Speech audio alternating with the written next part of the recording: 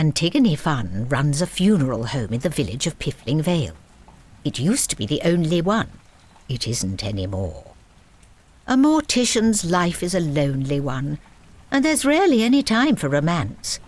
It's so hard to meet someone who still has a pulse. But that doesn't mean it's impossible. Wooden Overcoats by David K. Barnes. Season 4, Episode 4. A Match Made in Piffling.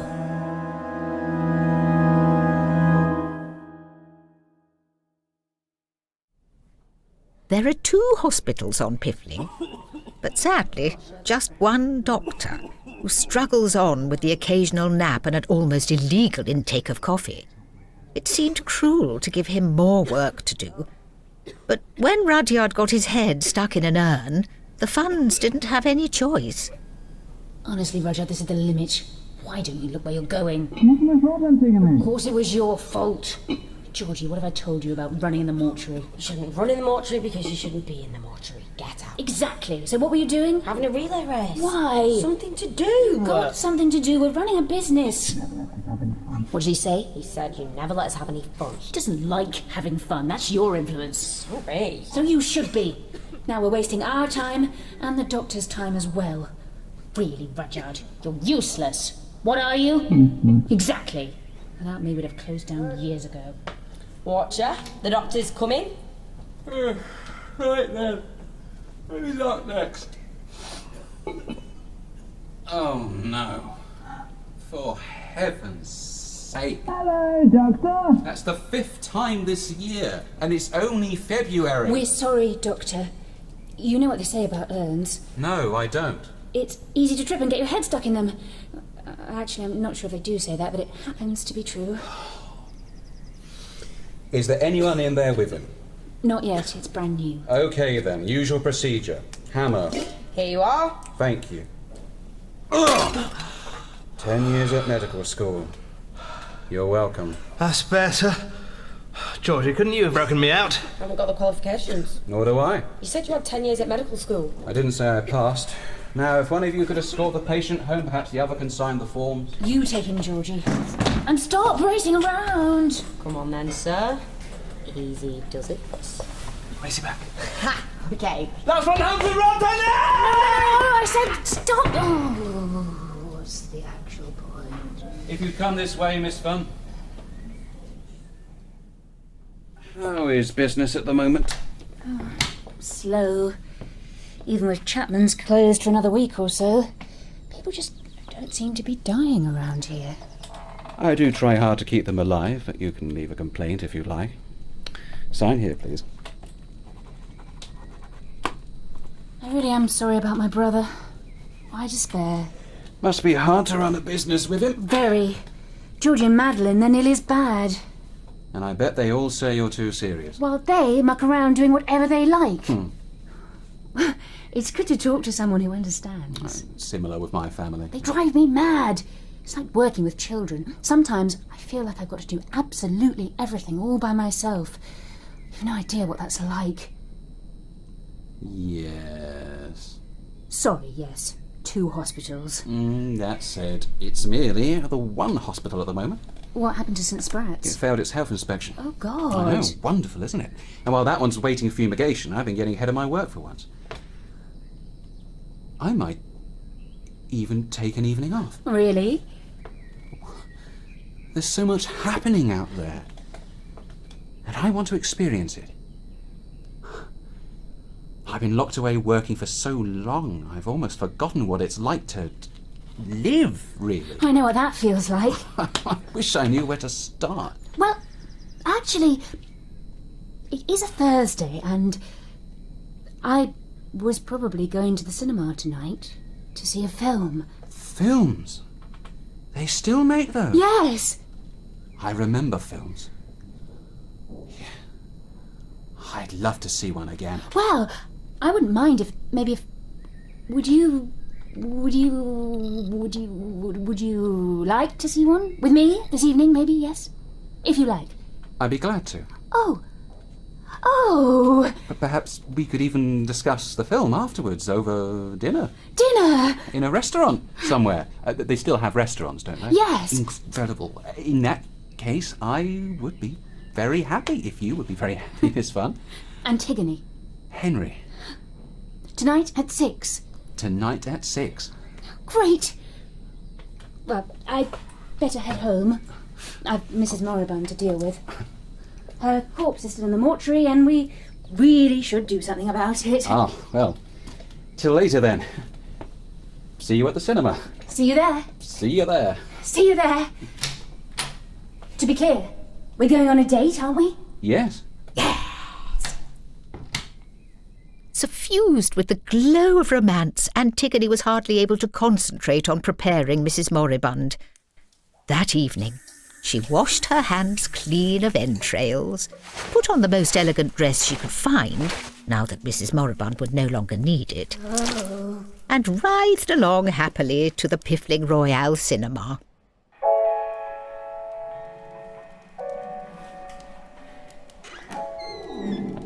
It's fun, but the adverts are nearly finished. You won't want to miss the cartoon. It's Russian, not a laugh in it. That's all right, Herbert. I won't be long. Well, you rarely lurk in the foyer as long as this. You're often straight into the inky blackness of that auditorium like a civet reaching its cave. Tonight is no ordinary night. How so, Miss Funn? I'm on a date. A date? Oh, I see. You're up to say no more. Hello there. I'm Herbert. Nice to meet you. What are you doing? Talking to your date. I haven't made him up. Oh. He's real. He just isn't here yet. Oh, I'm sorry, Miss Funn. I didn't mean it to be so awkward, and the more I stand here, the worse it gets. Yes. This is unbearable. I know. Oh, the phone, that's a bit of luck, isn't it? Excuse me. Antigone? Dr. Henry. Oh, hello. I hope I'm not too late. Quick, you've got to let Herbert know you exist. He knows I exist. Tonight you're existing with me. Go on, tell him. He's on the phone. Anyway, I must thank you for inviting me tonight. It's my first evening off for over a decade. And I'm flattered you're spending it with me. You won't regret it. Sorry? I mean, a film. It's a good film. Oh. La Cravate Inquiétante. Little mainstream for my taste, but the 3 hours should fly by. Oh, if it has subtitles, I forgot my glasses. I can read them out to you. Won't that annoy the people around us? There won't be any. Gosh. Antigone, great. I thought I'd see you at this one. Chapman? Hello, Eric. Oh, Henry, what brings you here? Oh, is somebody ill? No, we're here to see the film. We? Yes. You too? Yes. Really? I mean, good. Good. For you? Both. Thank you. No problem. Enjoy yourself. I mean, the film. Enjoy the film and, the evening. And, yes. Yes, good for you, yes. Right. Yes. I'm so glad. Yes. I'm back. Thank God. Oh, Dr. Edgware, I'm so glad I found you. Why, what's happened? Well, that was Mrs. Turner on the phone. She's broken a leg. It might not even be hers. I see. She needs you immediately. You must run like the wind. Couldn't it wait for a few hours or a night or two? Well, it's urgent. I should have come over sooner, but we got chatting away, as you do, and now she's got blood all over the living room. She's ruined that carpet. I should probably see her. Antigone, I'm so sorry. No, I understand. It shouldn't take longer than an hour, or 2, or 3. We could catch up afterwards. Yes, I'll wait around then. See you soon. Enjoy the film. Oh, I'm sorry, Miss Funn. There's still La Cravate Inquiétante to enjoy, thanks to Mr. Chapman. He donated the print, along with Abbott and Costello Meet Hitler. Yes. Who's on first? Hitler. Terrible film. Shall we get you settled in? The popcorn is on the house. No, thank you, Herbert. I think I'll take a walk. Good night. Oh dear. The course of true love never did run smooth. No. For me, of course, it never ran at all. Not really. Mr. Chapman, could I have a hug? Yeah, fine. Cheers. Oh.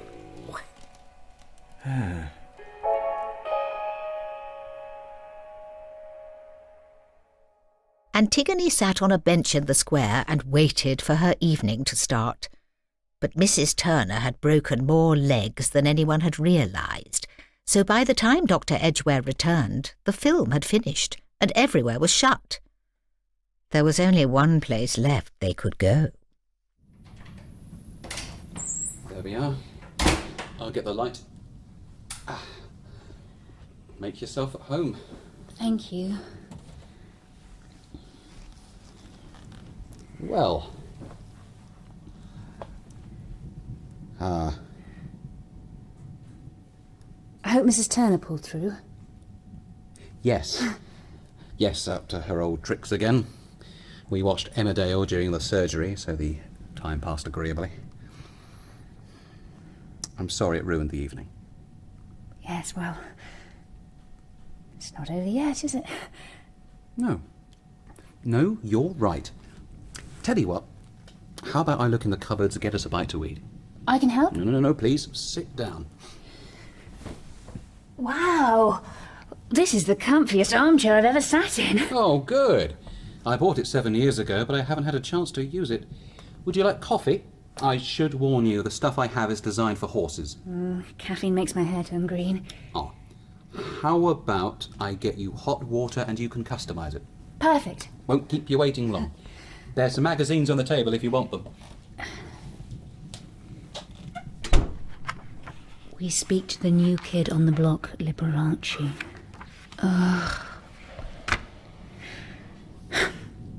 So things didn't turn out how you wanted, as usual. But give it time, Antigone. Give it time. What? What was that? Hello? Who's there? I've got a cushion. I can defend myself. Come out. Hello. You're a parrot. Oh, you're pretty, aren't you? You're pretty. Why, thank you. I'm Antigone. Antigone. Very impressive. What's your name? My name's Esther. Well, it's nice to meet you, Esther. You're pretty. I'm Antigone. Thank you. I'm a friend of Henry's. I said I'm a friend of Dr. Edgware's. Esther? Henry has a friend. I'm sorry? Esther, Henry's friend. Oh, I mean, of course you are. Henry has a friend. Esther, Henry's friend. Are you... You're not jealous? I'm Esther. Yes. You go away now. I don't want to go away. Esther, Henry's friend. You go away now. No, wait. Antigone, go away. Right, that's the water on the boil. Henry. Ah, I see you've met Esther. Hello, Esther. Hello. I bought Esther so I had someone to talk to when I got home. She picks up words very quickly, don't you? Esther, Henry's friend. Yes, you are. I wouldn't know what to do without Esther. What with my schedule, she's been my only friend for quite a while. Yes, does she ever get, well, angry? No. Well, parrots are such intelligent and social birds, and I'm so very rarely here. So she was starting to get cranky. But then I taught her how to use the telephone, and now she calls me at work. Don't you, Esther? How's your day? How cute. Esther, this is Antigone. Antigone. She's a friend. Esther, Henry's friend. Yes, but Antigone is a friend as well. Maybe you should stroke her. Show you mean well.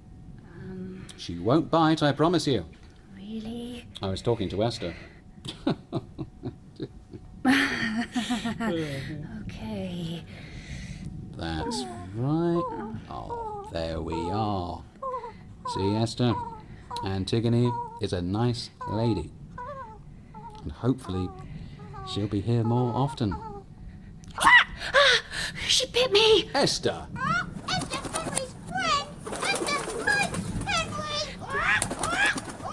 Oh dear. Why is she doing this? Well, she's been here many years. She may have grown possessive. Go away, Antigone! Go away now! Esther, there is no need to be uncivil about this. Maybe I should go.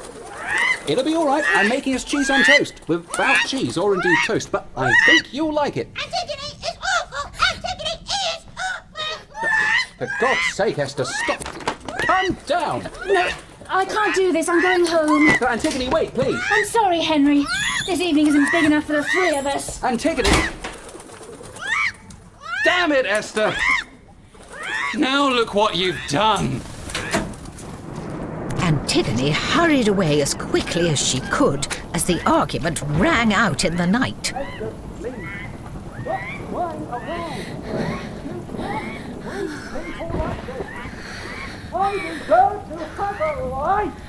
Oh my God.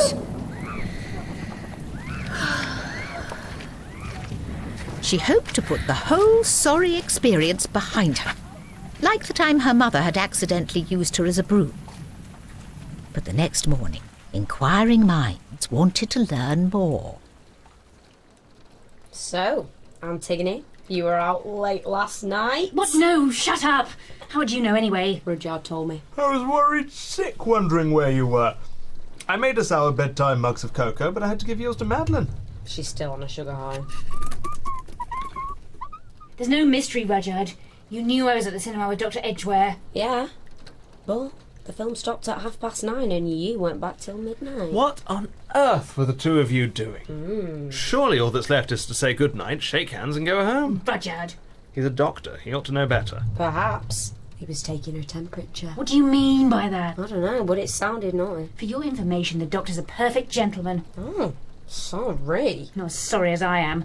And his dedication to both his patients and his parrot is complete and absolute. His parrot? His parrot! Now look here. Antigone, it's for you. Again. Yes, hello, who is this? Henry has a friend. Henry has a friend. Stay away from Henry. Esther, is that you again?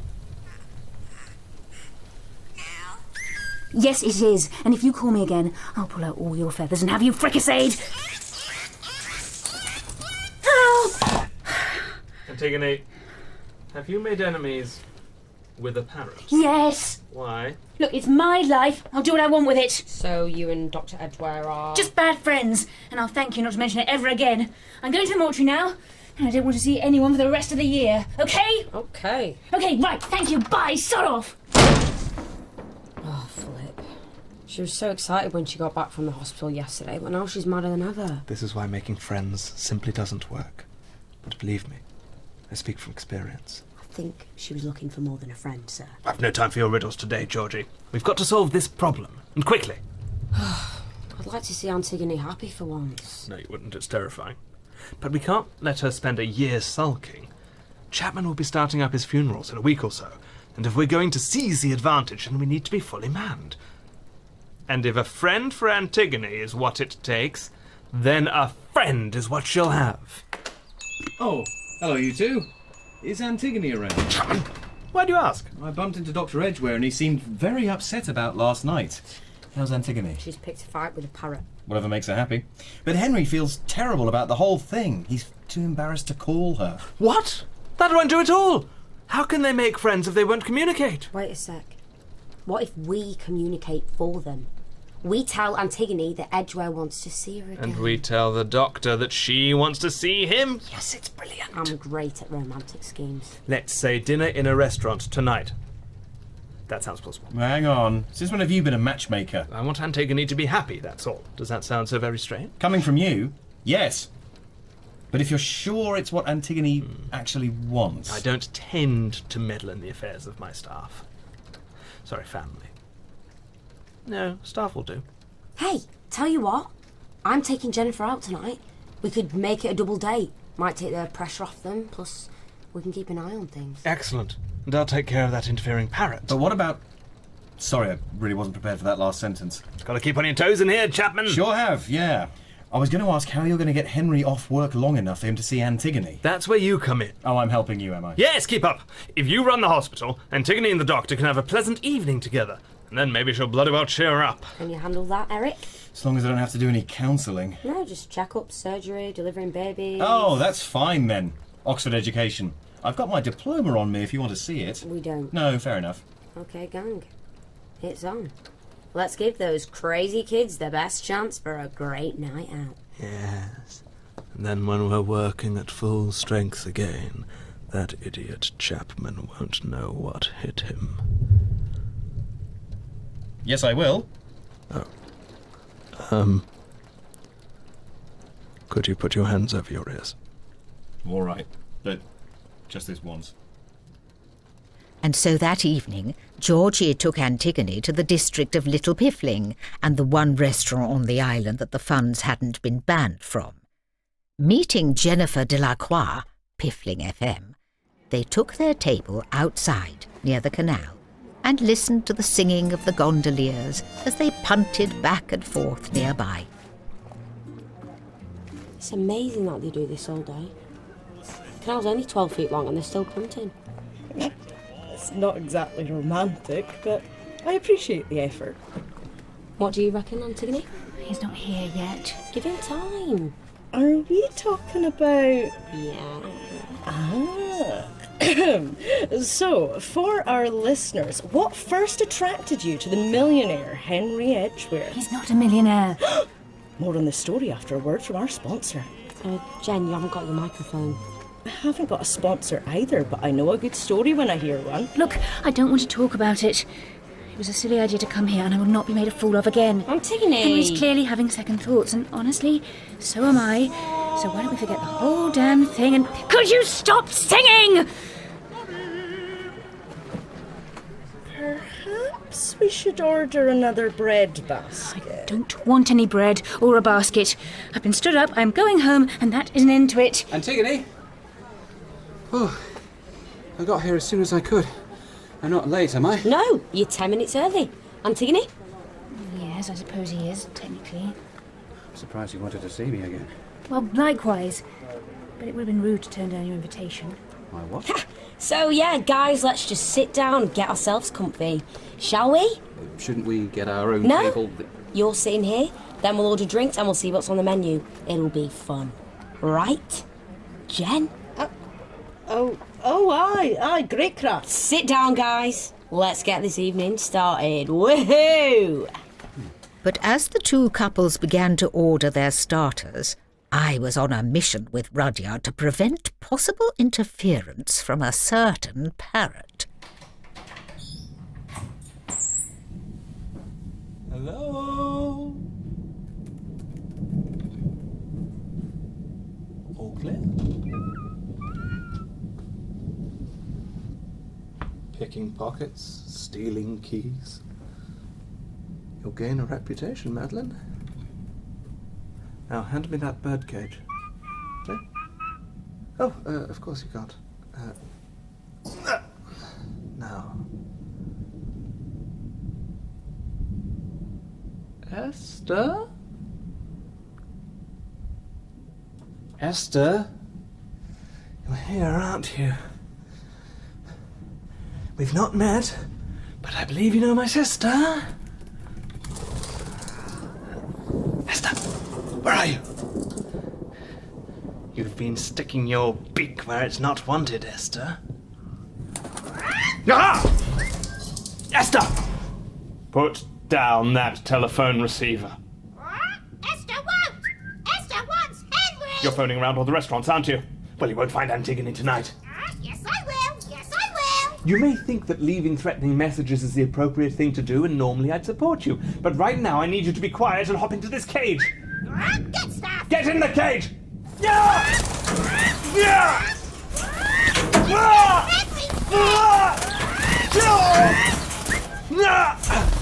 Madeleine, shut the door, quickly! I said don't let her get away! But it was too late. The bird had flown. Oh, let her. She'll never find them. This island is a whole mile across. What is it? I was examining the phone book, where Esther had been systematically crossing off the restaurants as she rang them. And she'd got to the very last one. Zizivar Italian. She knows. We've got to get after her. Grab the cage. No, I'll do it.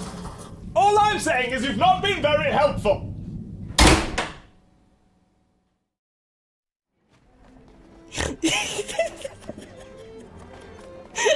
And so I said, that's not a briefcase. That's my brother-in-law.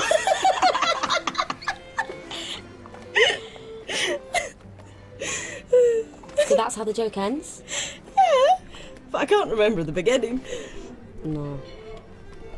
Totally meaningless without context, isn't it? Still, you tried.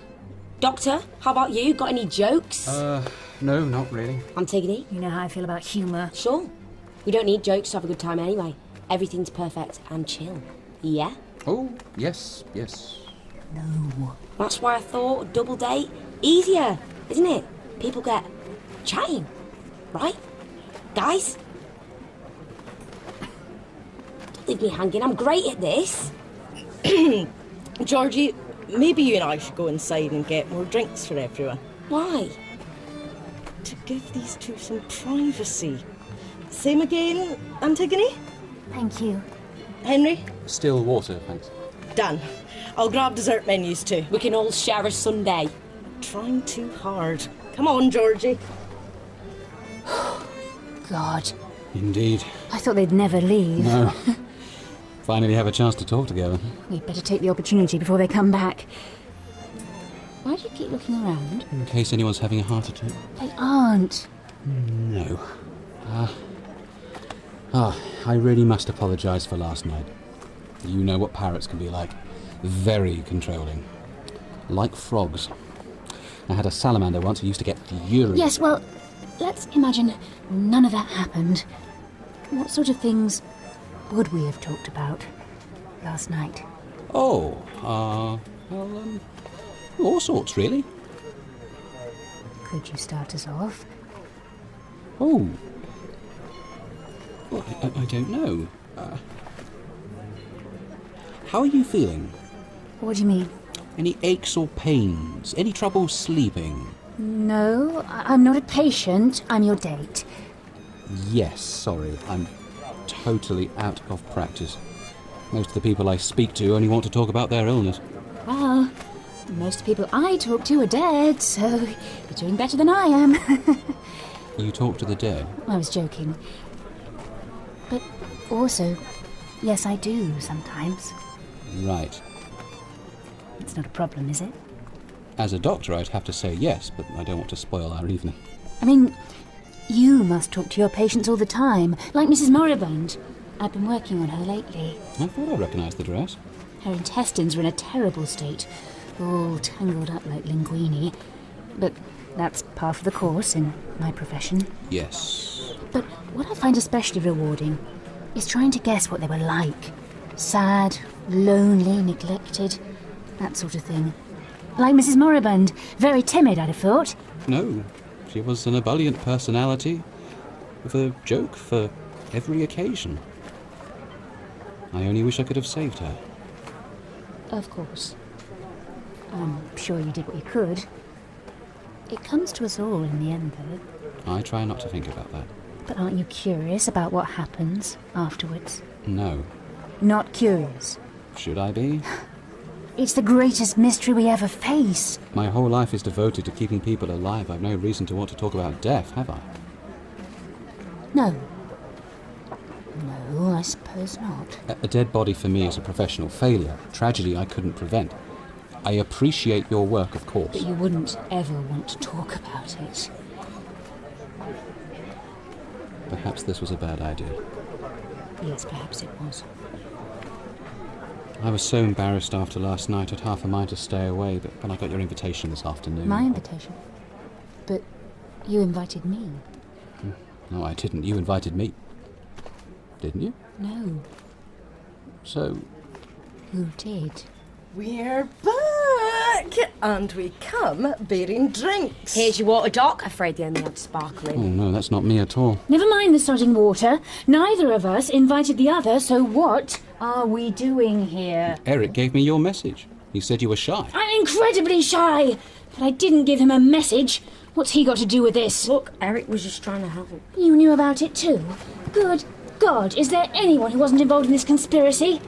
Me, actually, and I am offended. Was this evening nothing more than a setup? Look, this hasn't gone to plan, so let's have our drinks and leave quietly. There's no need for any more drama.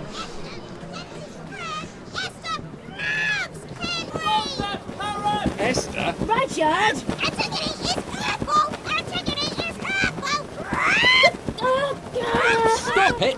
Esther! Amazing! What a story! I want exclusivity on that parrot. Don't worry, Antigone! I'll save you! Esther loves Henry! How's your day? Esther was lonely! Get in the cage! There!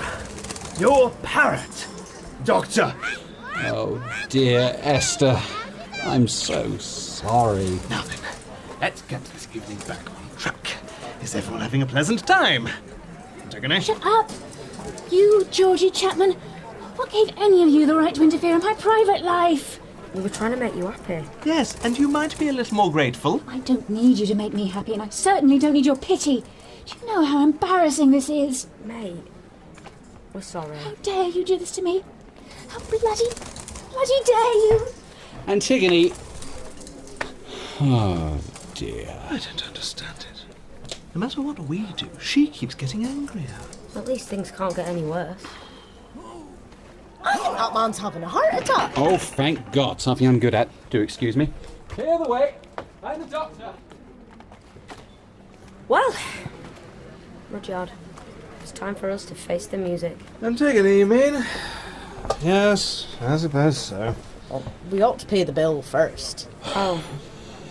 I haven't got any money. Oh, nor have I. Sir, I don't suppose... Yes, all right. Leave it with me. And so, after Rudyard had persuaded me to pay the bill for them, we left little Piffling to find Antigone.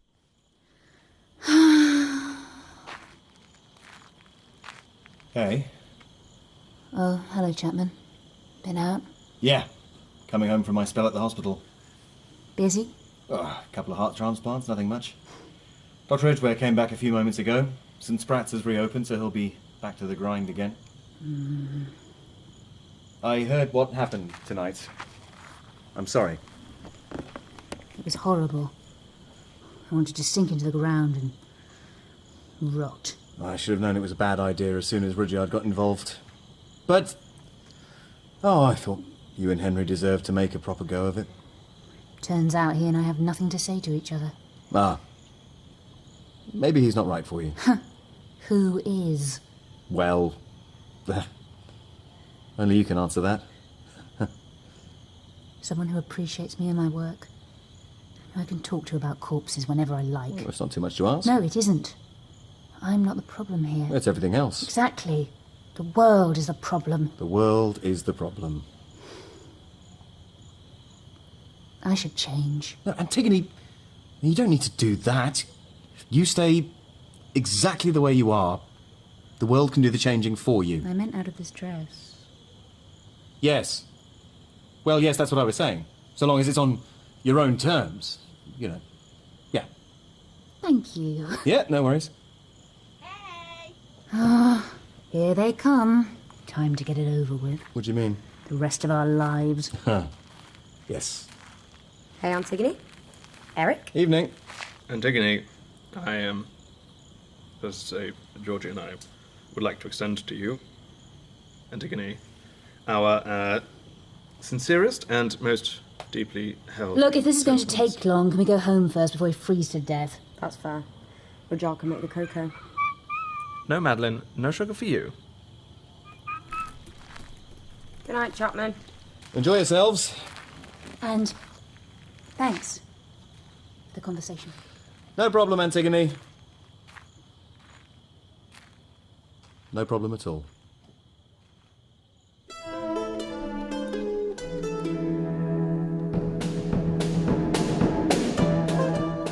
A Match Made in Piffling was written by David K. Barnes and performed by Felix Trench as Rudyard, Beth Eyre as Antigone, Tom Crowley as Eric, Ciara Baxendale as Georgie, Andy Hamilton as Herbert Cough, David K. Barnes as Dr. Edgware, Alana Ross as Jennifer Delacroix, Lucy Farrett as Esther, and Belinda Lang as Madeleine, with mouse squeaking by Holly Campbell. The production manager was Elizabeth Campbell, and the music was composed by James Whittle.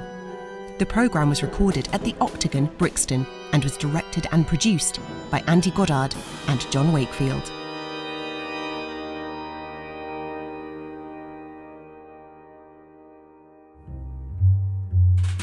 To kick off a new season and to put them back on the stage where they belong, please give a wild, rapturous round of applause to your friends and mine, Felix Trench, Beth Eyre and Ciara Baxendale! The Wooden Overcoats live shows are back. And that is not all. We've got a galaxy of guest stars to boot, given up also for Pip Gladwin, Alice Osmansky, Alison Skilbeck and Andy Sexy Seeker! See the entire series live on stage at King's Place in London and broadcast online internationally. And for all of you watching the show here tonight, here in the room, for those of you watching it at home, around the world, I have only one thing to say to you right now. Enjoy yourselves. This Sunday, the 6th of February, see episodes 2, Old School Fun, and episode 3, The Big Cheese, at King's Place in London. Head to woodenovercoats.com/listings now to book and avoid disappointment. Antigone? Yes? You're not dead, are you? No, I'm not dead. You picked up the wrong coffin. So what the hell were you doing in there? I fell asleep. Why? Because I was tired. Well, it is a fun funeral. What did we expect? We hope to see you there. You have very much been the show here tonight. We've been Wooden Overcoats. You've been that show. Good night and enjoy yourselves.